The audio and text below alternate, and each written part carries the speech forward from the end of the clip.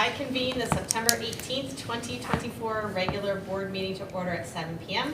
Jackie, please call the roll. Emily Swister. Here. Marjorie Bartelli. Here. Karen Larson. Here. Liz Sullivan. Here. Vanessa Berry. Here. Debbie Bryan. Here. Josh Martin. Here. Thank you.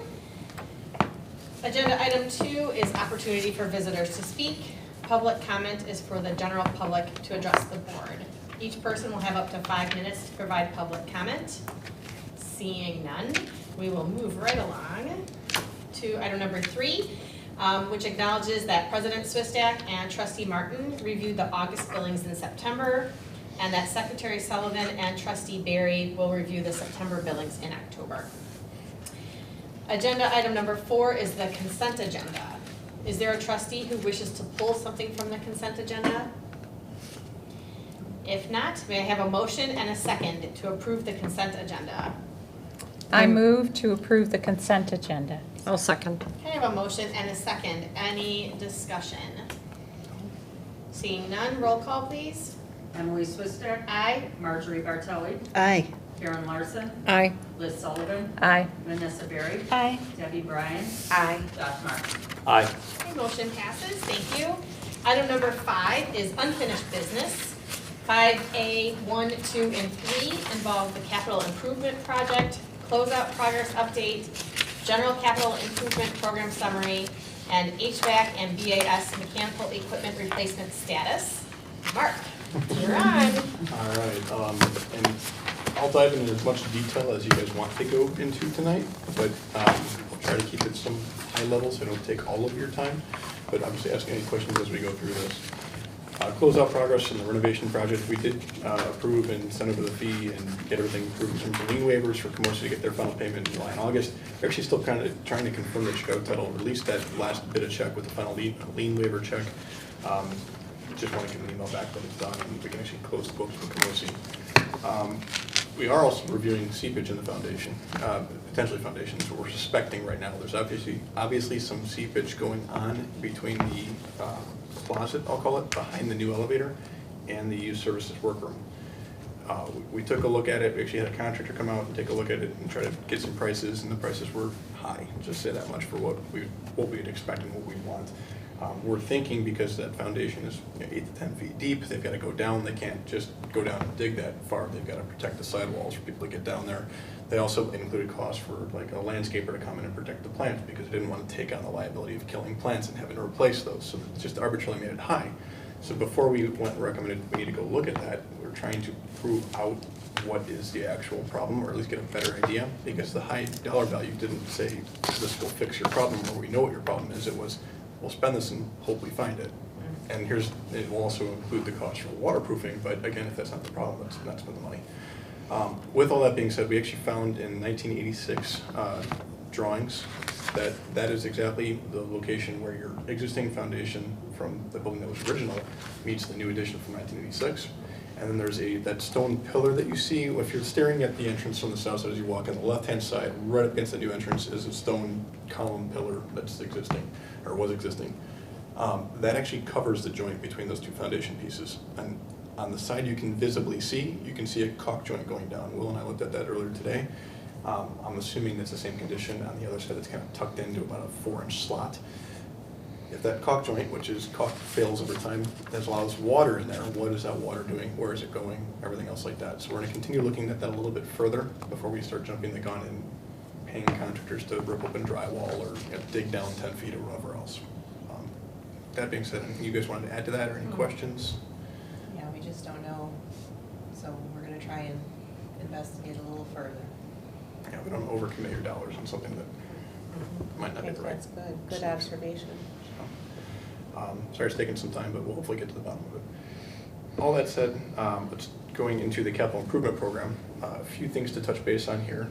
Number one, we owed you a update on the capital planning for the next 10 years, and we can go a lot further, but really the 10-year snapshot's about right because anything beyond it is kind of conjecture at that point. So over the next 10 years, we're projecting capital expenditures, and this is a conservative approach. We'd rather take conservative and be able to scale this back and have options more than not of about $2.5 to $3 million.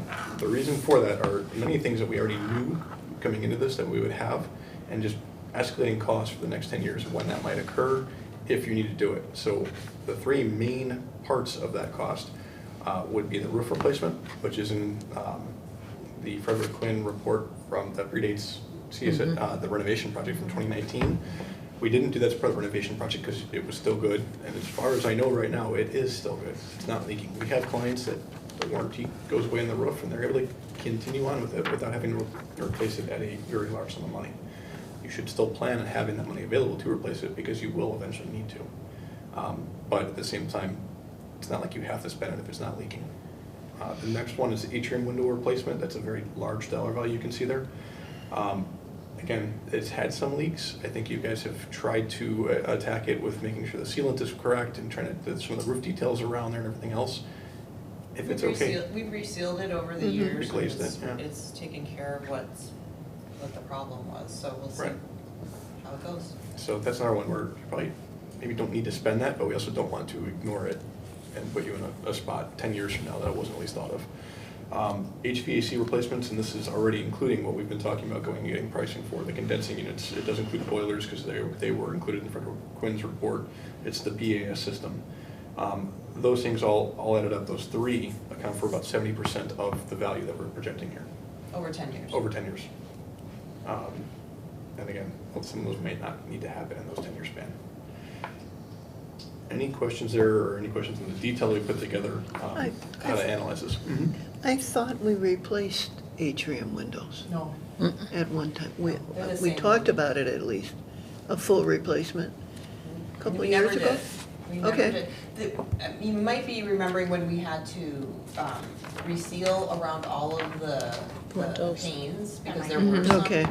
but we never replaced them. You also might be thinking of the renovation project, because it was a point of discussion at one point during design, whether we Yes. include window replacement or not, and the other windows were replaced. Yeah, The all the Okay. others were. All right. Those Oh, ones. that's it, all right, thank you. Yep. We did try to put together some detail to build this up too. We'll work with that with administration, make sure we have that on record. And obviously, we've got a little bit of a checklist of things that you can go beyond 10 years that we'll share with the library to make sure that they've got that as it evolves in the next 5 years. You can look back at that checklist and just kind of think it through. Any questions or how we did things and the contingencies that we've gotten included in those numbers? There's more to discuss as we move Yeah. ahead, but this is kind of the big ticket items for the next 10 years. Yep. I think this plays into the next item, so switching into the mechanical equipment replacement and how that all plays in. The condensing unit, we did get 4 bids received, and we'll go through that as point C in a moment. And then we also have BS replacements, and again, those numbers are included in the CIP plan within this projection for the next 10 years. Lastly, and then we had 4 bids received for that. All of those bids under review, we did want to come to you with a recommendation at this board meeting for that. We are close. We actually finished the last scope review call that I think we need, but we wanted to have a little bit of back and forth before we actually brought those to you, and then finished the last due diligence once we have that back and forth with you. Lastly, the vacant lot planning, it's obviously under further discussion following capital improvement planning and mechanical planning and everything else. So jumping into mechanical equipment replacement, I'll start with the BAS project, and that's a little bit more straightforward as of right now. We've gotten 4 bids. There was a definite spread in the bids. The low vendor, what we're trying to do in terms of due diligence is make sure that the system you get and the equipment you get is truly an open source system where someone can maintain it long term. They have committed, and it was a required part of the bid, that they hand over the tools, that's called the widgets that go in your computer, to be able to maintain the system long term. If, say, that company Delta goes away, or for whatever reason, their own, your own, whatever that is. What we're trying to do is confirm that there are other operators out there that can actually use their tools. It's one thing to say the tools are left behind, but if you don't know how to use the wrench in the first place, then it's not going to do anyone any good. Interactive building, they are an open system. That was confirmed. So that's if it's not open enough, that's the one back and forth that we'll have with those contractors and how we'll formalize a recommendation to you. Both companies are reputable companies. The other 2 companies are ALC and AMS are both reputable companies. They came at it with different options. The one thing I do want to talk about with Delta is that they did come with a few different options in terms of adds and deducts, and we don't have to decide that today, but something to think about. We can come to an award next month. saying, do we want to look at a Tritium supervisor software? What that is there's a computer in the background that basically runs all the software. What we found out is that you're going to basically operate out of, and I'll call it out of the box existing front end. You know, the graphics will be kind of existing what it is. To upgrade it and unlock it with a full, upgrade of that head end is a $12,000 fee. We'll give a little more detail to staff over the next week or so with the engineers involved, but that's something that might be recommended for the long-term duration of this project, just thinking about it. Other things that we're looking at is the deduct of $44,000 to not replace all the branch terminal devices. They're saying we don't need to do that, but at the same time, we're also wondering if we'll actually have full control over those devices without having to call them if we don't take that deduct.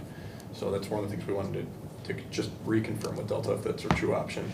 And then the payment performance bond, if we didn't require that, it's $640 dollar to add it, I should say. What's the rationale behind not putting the performance bond in for $640? Honestly, it was required in the bid. Yeah. I don't know why you wouldn't. Just maybe if they want to itemize it, but as a deduct, I mean, it's not a everyone else huge did. amount, right? So- $640 adder. on the whole Okay. thing. I'm with you. Okay. Thank you. That was a voluntary one. Yes. Delta would complete their work in 6 weeks on site. They would stagger it. You would have control over your building during those 6 weeks, but it just might not be that you can actually see a pretty diagram to control it. Any questions here? Again, this is a number, so you know in the CIP plan, as we looked at it, I included the amount to cover either vendor as a low vendor in the CIP plan. So that you're, whichever way it goes, it goes. Any questions you need us to follow up on with these vendors before we make a recommendation? Can I ask you a question? Mm-hmm. So looking at deltas, Mm-hmm. the NP means not provided, is that what it Correct. means?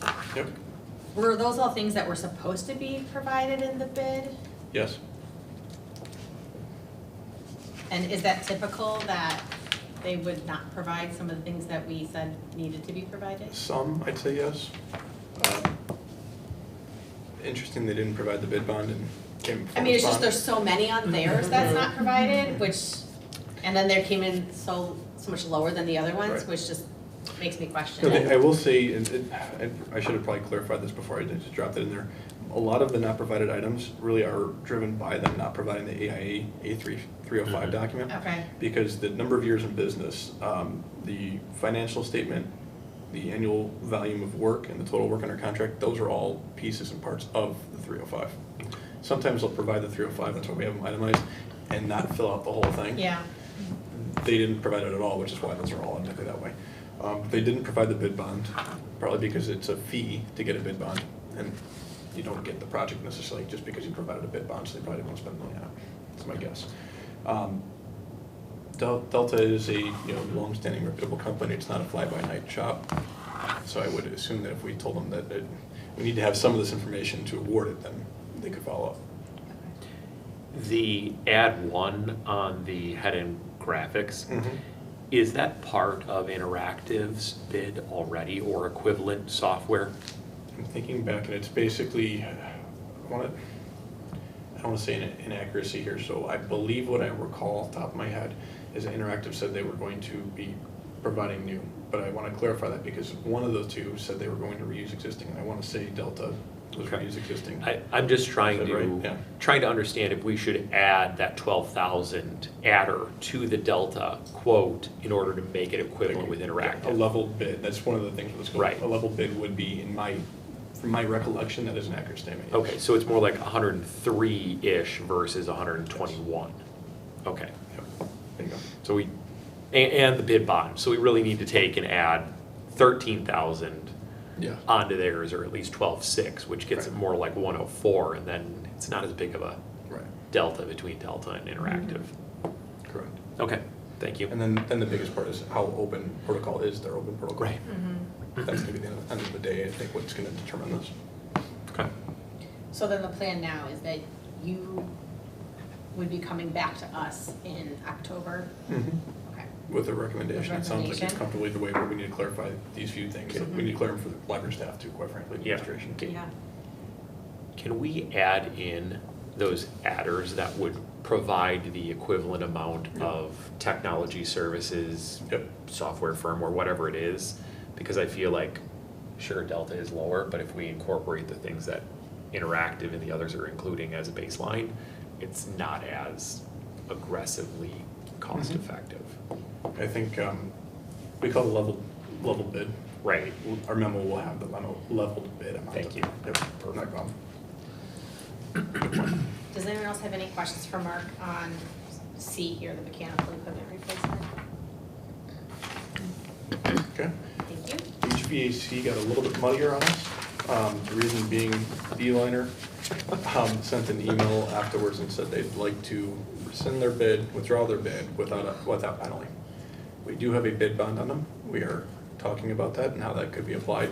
It doesn't mean the way bid bonds work is that if there's a delta between low bid and next low bid, you get the recoup from that money by taking the bid bond. We'd work with legal counsel to make sure that we follow the right steps on that. It's not going to pay for the whole delta. That's just 10% of the bid amount. You can do the math, 10%, $15,000. But you're also subtracting out legal fees and things like that you might have to go and expend to go get that. So we're gonna make a judgment call after by talking to legal counsel. unless we Yeah, want to I've talk made a about it call to further. our attorney and we're gonna have a broader conversation tomorrow morning. What's your thought on why they came in at basically half of these prices? I mean, this is an incredible range of pricing. Like, you're Interestingly, just so we not a good called them estimator. and put them point blank and said what's going on and why you're withdrawing, and we were told that they use plug numbers for an HVAC subcontractor. And when they found out they were low bid, they called them and said, can you confirm your numbers? And that guy could come close to what they used as a plug number. Yeah. Oh, well. Yeah. It is bizarre to me because let's be upfront, the numbers we were holding was like 40 to 50,000 per unit. Mm-hmm. And that was based and actually tied to what Alara had told us in a report, as well as to what Frederick Quinn had incorporated. If I escalated Frederick Quinn's numbers from 2019 to today, roughly where it would be. So I think what's going on here, and having gone through scope review calls, by the way, we finished scope review calls with CCS this morning, and it's not my CCS, it's a different CCS, different acronym, same acronym, but different names. But there is some level of sheet metal work that's involved in this. It's not just taking out the equipment and putting in new equipment. There's some sheet metal work that I believe is driving up some of the costs. So the cost of the equipment itself is probably somewhere in that $50,000 range. But these other contractors are adding in sheet metal and some, I'll call it float and cost for, okay, I've got to go modify this piece. I don't know exactly how I'm going to modify it without getting in there and taking out the old parts. So I'm going to make sure I'm covered for the numbers. That's my guess of what's going on there. Interesting, the second low bid, 7-star, which we are making sure we're doing our due diligence on them right now. They've got a credit if you do to all four of $15,000 coming off that number. It's not a huge amount, but that actually makes them even lower if you did all four. There's no credit provided by CCS. The cost was the cost for all of them, the same. I think the same thing as next steps here is, unless you have other questions, we're going to complete doing our due diligence on the two. We're going to complete the bid bond review process with the library, and then come back to you guys with a recommendation. So next month. General question on CU2E and CU2W, East and West. 7-star price those as their lowest, and OneSource price those at their highest. Do you have any insight as to why? We didn't call OneSource, so I couldn't answer that question. Okay. The 7-star cost, I believe, is being driven by what they feel they have to do around the unit, because the units are about the same. And I believe from memory, 7-star is using a carrier equipment, and I know CCS is using Titus. Okay. So it also might be a little bit of delta in, okay, this piece of equipment needs to be this tonnage, and it has a little bit extra cost. Got Where it. 7-star might have just said, just same thing across the board. Okay. Thanks. Anyone else have questions for Mark about the HVAC project? Seeing the numbers, one thing to consider too, we don't have to decide again today, but for the board to think about is, we have this option of 1 or 2 or 4. That'd be something that we'd need the board to weigh in on, make a decision on how we wanted to go about this. So it's really, I'll call it up to the board or the library itself as a whole to decide that. You need to do 1. Probably makes sense to do 2 at that point. Doesn't make sense to do all 4 now or not, or continue waiting. I think after continuing to review with the companies that are in the running and talking about the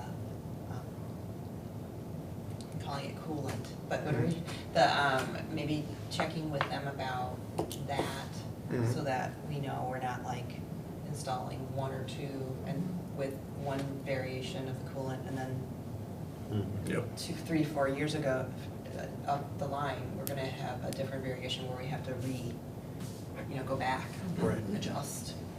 So maybe they can provide some more Yeah. information. I'll ask that question, and it will come up very easily with CCS because they're gonna give us our cut sheets. They said they'd follow up with an email, but I wanna make sure that we get those same pieces of information from Seven Star. That's a good point. Thank you. Anyone have anything else for Mark on this? Okay. All right. All right. Any further information from me? Thank you. Thank you. Thanks, Mark. Yeah, of course. Bless you. You, Bless you. again.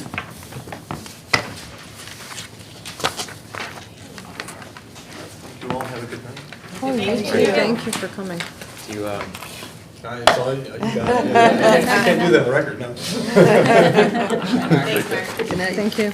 Okay, agenda item number 6 is committee reports. 6A is finance. Trustee Bryant?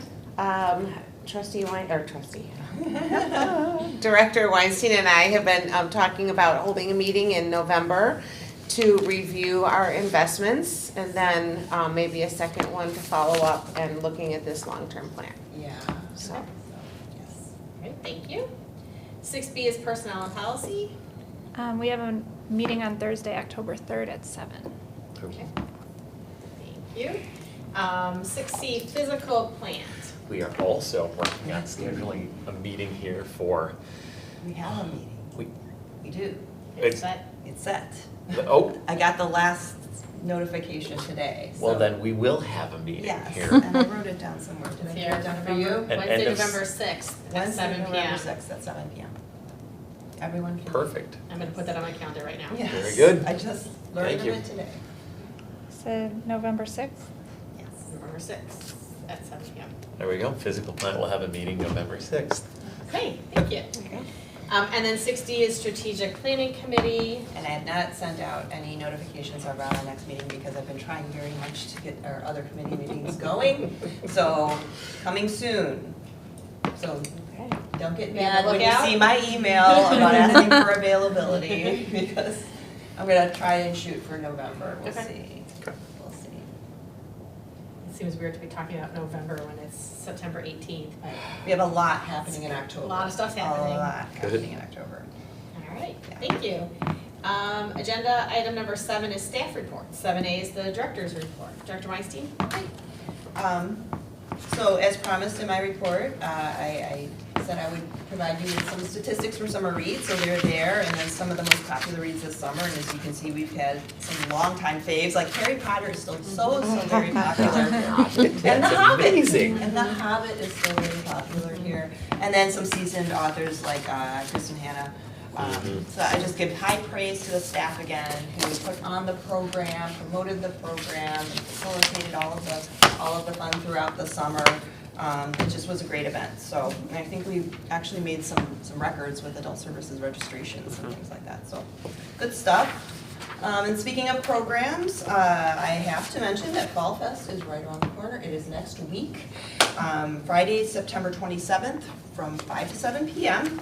It's an all-ages event. We will have a creepy carrot story time with Jasper the rabbit making an appearance. We'll also have our very popular petting zoo, so you can pet some furry little animals, and everybody can grab a grilled cheese sandwich from the Cheesy's food truck. We'll of course have a ton of festive books. We'll have a craft, as well as a temporary tattoo station, so I hope everyone can make it. All right, moving on. Last month, I verbally mentioned that we had a lovely Oak Room dedication.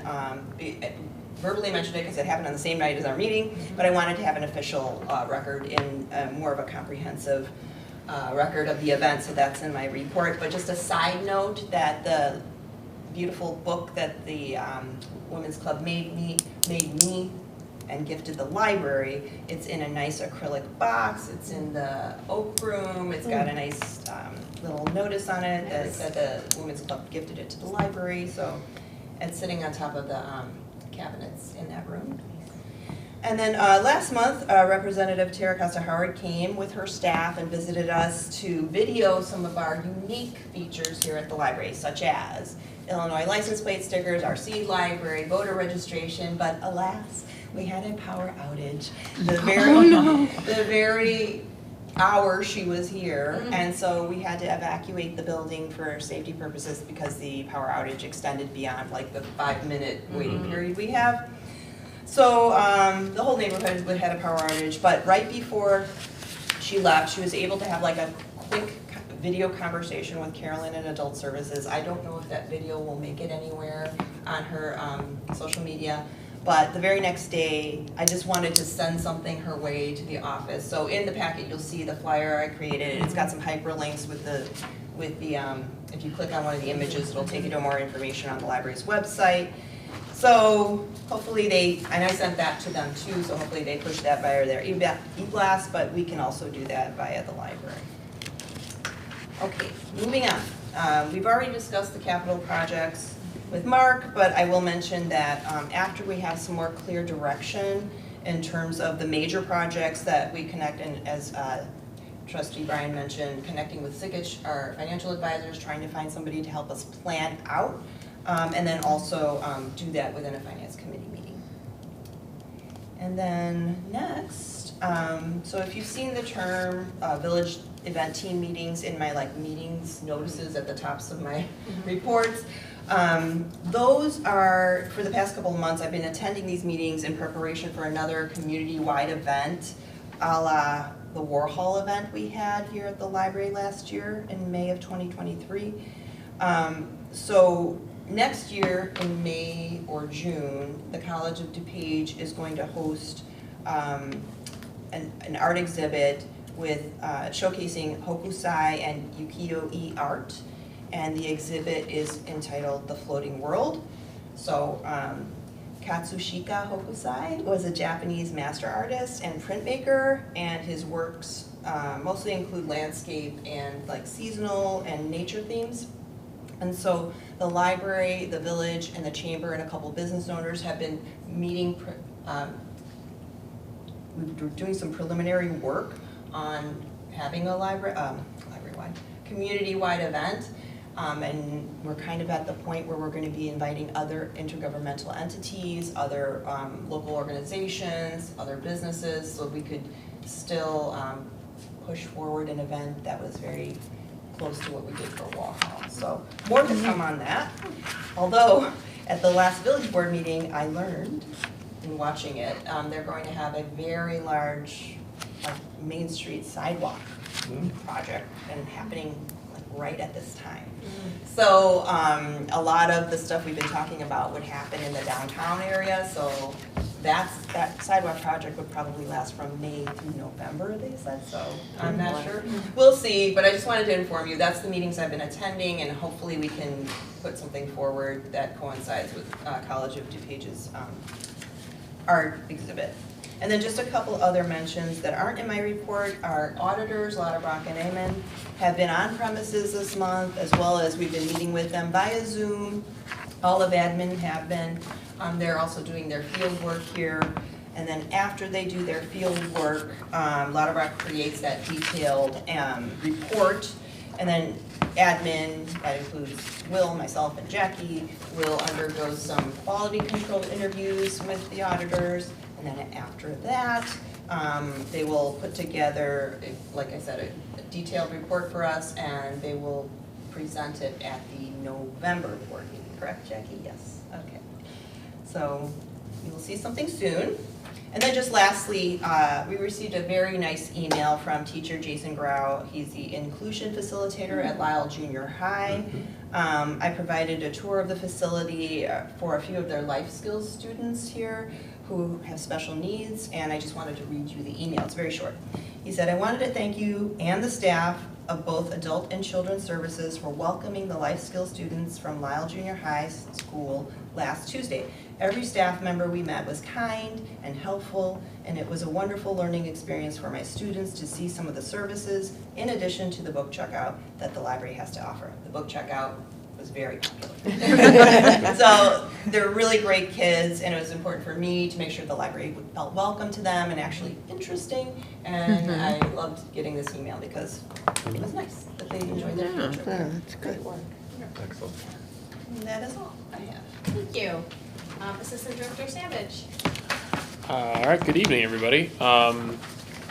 So the first two on my list, the meetings or many meetings that we've had have all kind of been discussed already. Fall Fest is coming up, the director brought up, and then Mark mentioned a lot about the bid process with the BES and HVAC, so I don't need to go any further into those.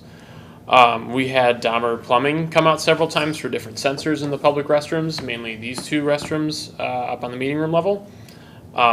They also had to come and replace a flushometer in one of the urinals in there, and we had, if you may not remember, we had one of those go down in the YS bathroom a few months ago. None of those have been replaced as part of the renovation. They're all put in around the same time.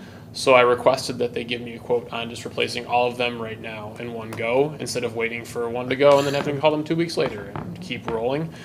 So I've yet to get a response from them on that, but I'm hoping to have that work done shortly to curb any further issues.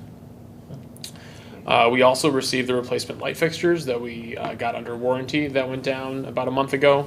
We were tying that work in with another set of lights that we're going to have put in downstairs above the nonfiction DVDs. So I'm aligning it with the electrician to have them come out and be able to do all of that work in one go. They should be receiving the lights for downstairs sometime next week, so we can get everything scheduled and ready to roll. Metal Master came out to address some overflowing gutters above the receiving door. They cleaned all of our gutters, and we will probably have to have them come back out with their sheet metal guy to adjust a little bit above the receiving doors, because the level was off enough that they're going to need to cut the drain to get it in a spot where it's not going to continue to back up. So I'm waiting to hear back on them for when they're going to be able to come out for that. And I also met with a representative from a local concrete company to go over a few spots in the parking lot that need work along with some sidewalks. Unfortunately, one of the big parts of that project is probably not going to be able to happen, as they said the concrete needed to cure for a little too longer. So I'm hoping to have them come back to do address some other areas. But I'm working on figuring out either with them an answer to the crosswalk area and the cure time there, or reach out to a few other companies and see if they have a more ideal solution for us. That's all I've got. Thank you. Does anyone have any questions? I actually do. Okay.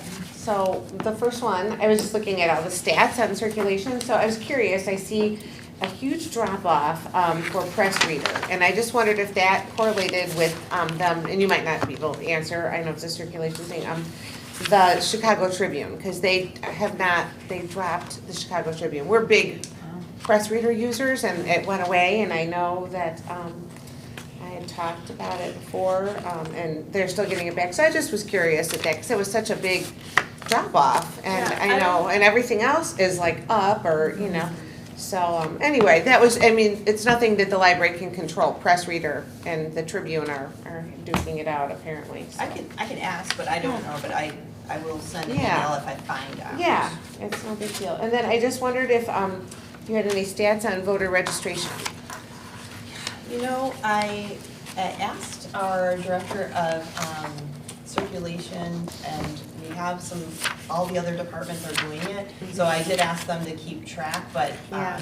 I don't have that number. Yeah, that's okay. I was just curious how it was going, if you saw an increase or.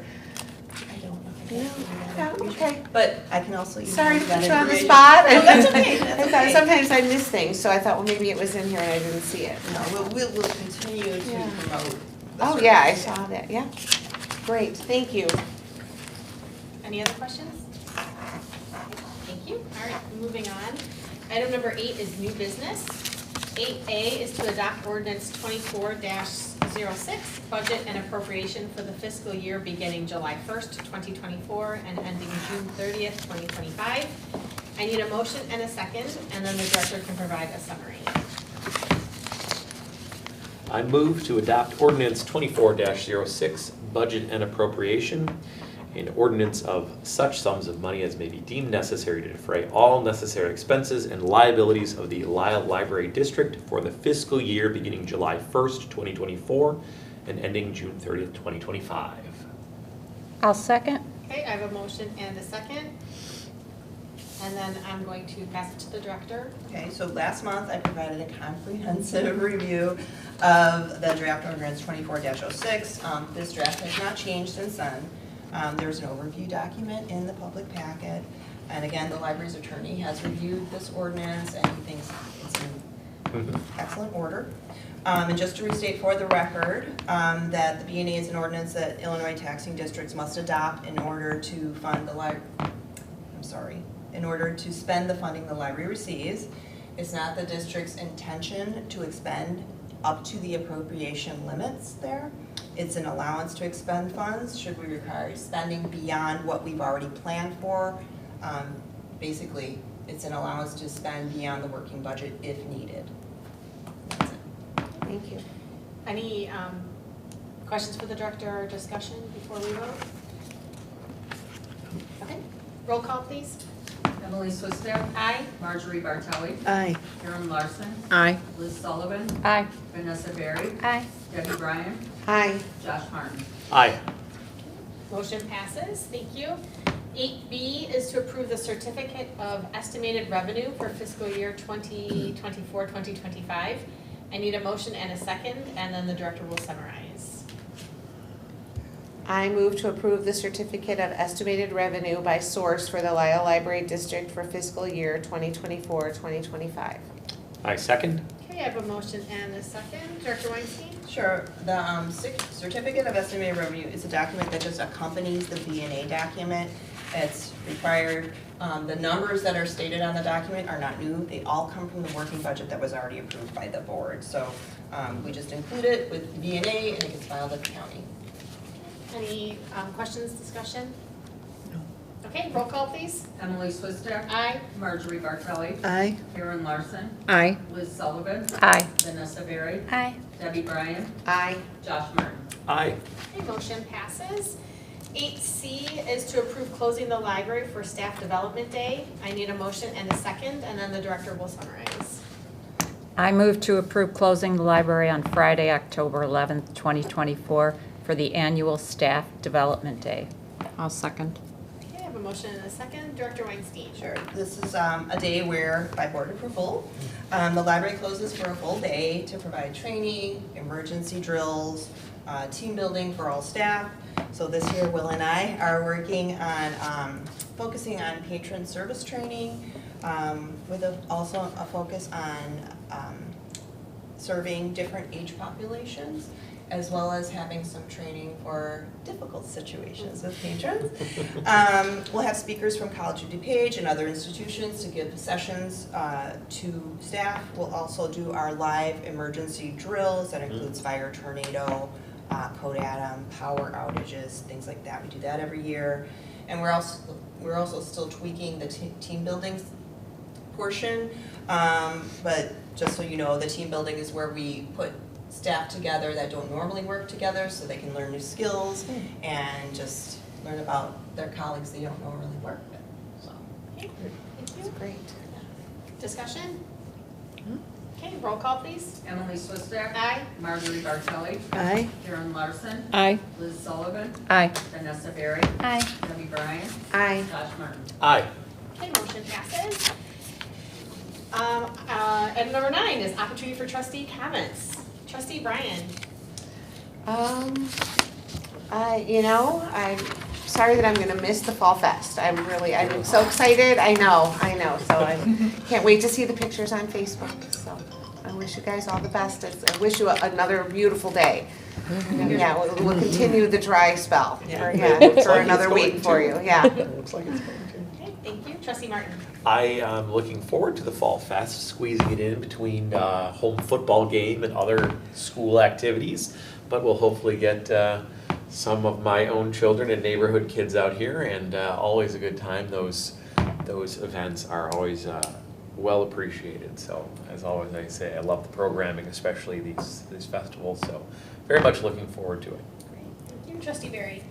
I actually met somebody yesterday who lives in unincorporated Lisle Township, and their neighborhood does not pay taxes, but they live within the Lisle district. So she said the first few years they never came to the library and then decided, okay, we're gonna pay for it. And she said it's 100% worth the money. They're going to be paying for the library the entire time they live in that house. So that was nice to hear. Wonderful. Thank you. Secretary Sullivan. It's like waiting for you to look at me. So sorry. It's like she felt it coming. I was in a social situation and talked to people I don't normally interact with, and they had nothing but good things to say about the library. So it was kind of neat. Wonderful. That's it. Excellent. Okay. Treasurer Larson? Looking forward to next Friday, and like everybody said, I hope the weather holds out, and I'm sure it'll be great as usual. Thank you. Vice President Bartelli? I echo the same sentiments, and Debbie, I think I'll grab your grilled cheese sandwich. It's all yours. I know I can You too. You're gonna need it for your trip. Thank you. Okay, and then I will go. I'd like to thank Vice President Bartelli for filling in for me at the Strategic Planning Committee meeting. It was Sorry. very difficult. Sorry that I was not able to be here, but I look forward to the next one whenever that gets scheduled to be part of that again. So thank you for doing that. You're welcome. And then also, there is, one of my son's teachers lives in Lisle, and I was at open house at their school last week. And when I walked into the classroom and he asked me, he said, "Oh, who's your child?" And I said my child's name, and he looked at me and he said, "Oh, thank you again for the library. We love it so much." And then I was like, "Oh, you're welcome." And I knew that he lived in Lisle. And then before I walked out again, he said, "Thanks again for the library. It's so great." So I just wanted to share that as well. That it's nice to get that feedback, and just like you were saying, you get the feedback from people out in public when they find out that you're connected with the library, and then they share positive things about it and the renovation and how much they like it and all of that. So just wanted to echo that sentiment.